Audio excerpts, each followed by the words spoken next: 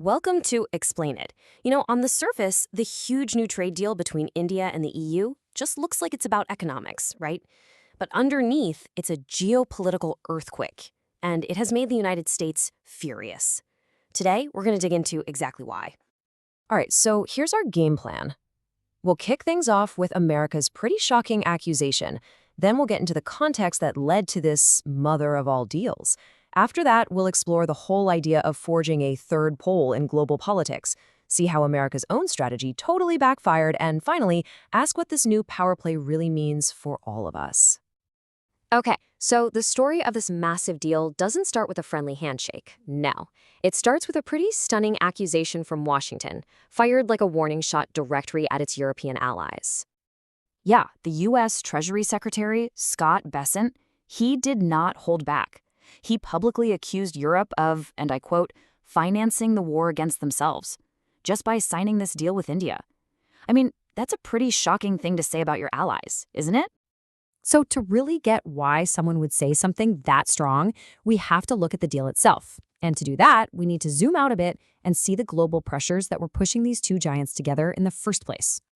Right? Because this whole thing didn't just happen in a vacuum. It was a direct response to a world that's getting more and more tangled up in economic conflicts. Just take a look at this timeline. This deal wasn't some sudden thing. We're talking nearly 20 years in the making. Talks kicked off way back in 2007. Then they went absolutely nowhere for almost a decade. And then, boom, they suddenly roared back to life. So the big question is, what changed? And here's your answer. Both sides were really feeling the squeeze.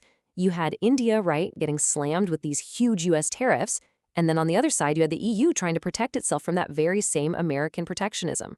And the one thing they both had in common? They were both getting worried about relying too much on China.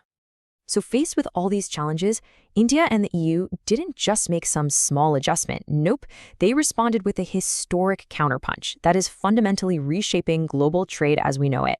EU Commission President Ursula von der Leyen, she didn't mince words at all. She called it the mother of all trade deals. And honestly, when you start looking at the numbers, you really start to see why.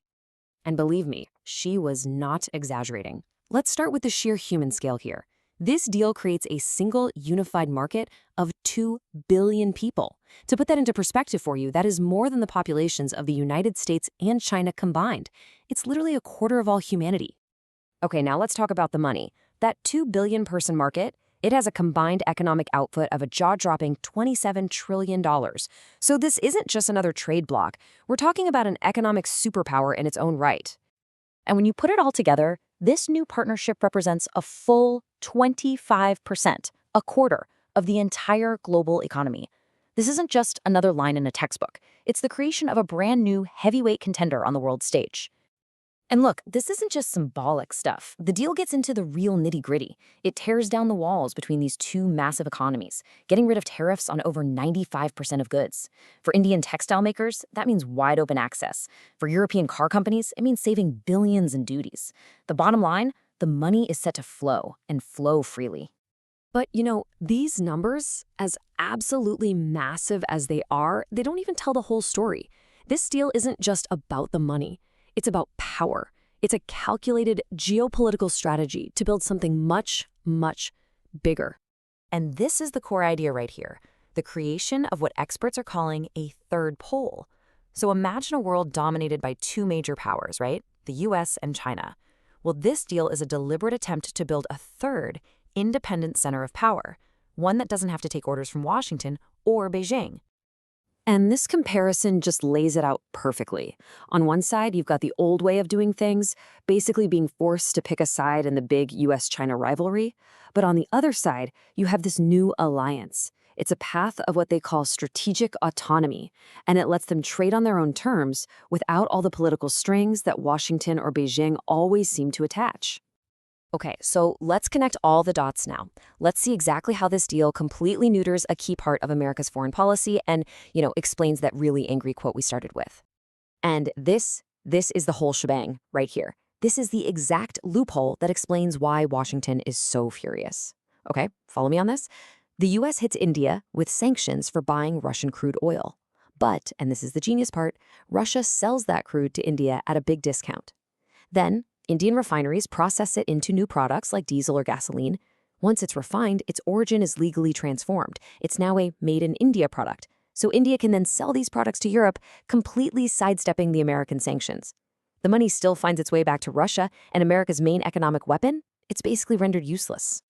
So by signing this free trade agreement, the EU hasn't just kind of looked the other way. They've officially legitimized it. They created a massive, stable, and predictable pipeline for this trade to flow, completely bypassing any pressure from the Americans. So, what does this all mean for the future of global power? Because this isn't just about one deal. This is a signal of a much, much bigger shift that's happening right now. All right, so let's just sum up the new state of play. First, this deal is a direct challenge to a world where the US has always set the rules. Second, it really cements India's role as an independent power and a leader for the global South. The rising nations in Asia, Africa, and Latin America.